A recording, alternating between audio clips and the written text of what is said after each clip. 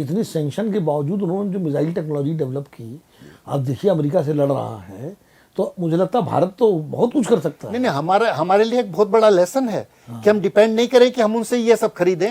हम अपने तरीके से अपनी टेक्नोलॉजी का इस्तेमाल करते हुए और less expensive technologies, indigenous technologies के आधार पे, अब हम ये देख चुके हैं नंबर्स मैटर। आपके पास कितनी मिसाइल्स हैं, कितने ड्रोन्स हैं, कितने ये सब इक्विपमेंट है, वो भी मैटर करता है लॉन्ग रन में। ये नहीं कि आपने शुरू के 5-7 दिन में अपना वो सबका कुछ आर्सेनल खत्म कर लिया। तो हमें इंडिजिनस टेक्नोलॉजीज भी डेवलप करनी होंगी और हमारे लिए एक बहुत बड़ा अवसर है। और यही नहीं, हम इन चीजों को एक्सपोर्ट कर सकते हैं फिर ग्लोबल साउथ के कंट्रीज में, क्योंकि कुछ भी कहिए हमारी जो प्रोडक्ट होंगे सस्ते होंगे और उसमें कोई स्ट्रिंग अटैच नहीं होगा, उसमें कोई किसी तरह की कंडीशंस नहीं होंगी जिस तरह की सुपर पावर्स लगा देती हैं। तो हमारे लिए आपदा में अवसर हो सकता है। हाँ, ये है कि हम कुछ ज़्यादा लंबे वक्त तक चुप बैठे रहे।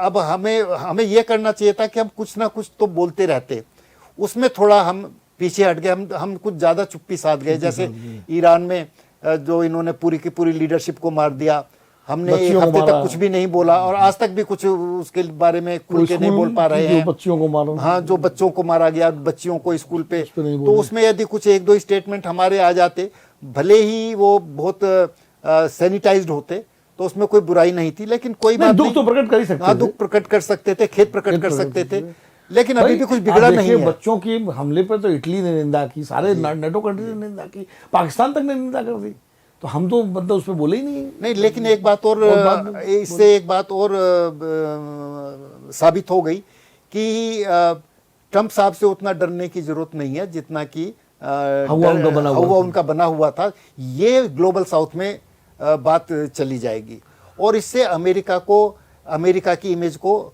बहुत नुकसान होने वाला है। अब तो कोई दूसरा भी राष्ट्रपति आएगा, उसको भी इसका सामना करना पड़ेगा और क्रेडिबिलिटी दोबारा से लाने के लिए उन्हें वक्त लगेगा और काफी मेहनत करनी पड़ेगी। अच्छा, सार्क जैसी जो संस्था है, जो लगभग एक तरह से इस वक्त डेड जैसी है, क्या उसको रिवाइव करना चाहिए इस वक्त भारत को?